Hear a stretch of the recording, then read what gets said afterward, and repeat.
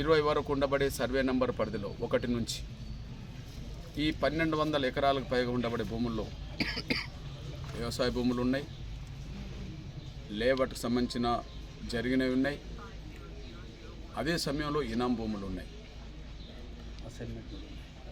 Assignment భూములు కూడా ఉన్నాయి. 4 రకాలుగా ఉండబడే ఈ భూములకు సంబంధించిన అంశంలో ముఖ్యంగా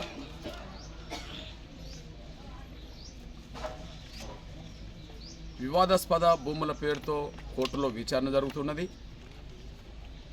కొన్ని ఎలాంటి విచారణకు సంబంధం లేని, వివాదాస్పదకు సంబంధం లేని భూములు ఉన్నాయి.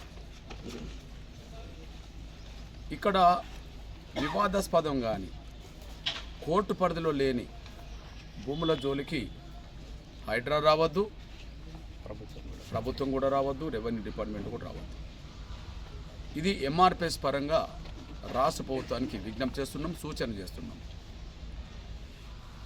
మళ్ళీ గుర్తు చేస్తున్నాం, కోర్టు పరిధిలో లేని, వివాదాస్పదం కాని భూముల జోలికి హైడ్రా రావద్దు, రెవెన్యూ డిపార్ట్మెంట్ రావద్దు, రాష్ట్ర ప్రభుత్వం కూడా రావద్దు. వాళ్ళకు పూర్తి స్వేచ్ఛ ఉంది. వాళ్ళు వాళ్ళ భూములను అమ్ముకోవడానికి స్వేచ్ఛ ఉంది, నిర్మాణాలు చేసుకోవడానికి స్వేచ్ఛ ఉంది, వ్యవసాయం చేసుకోవడానికి స్వేచ్ఛ ఉంది.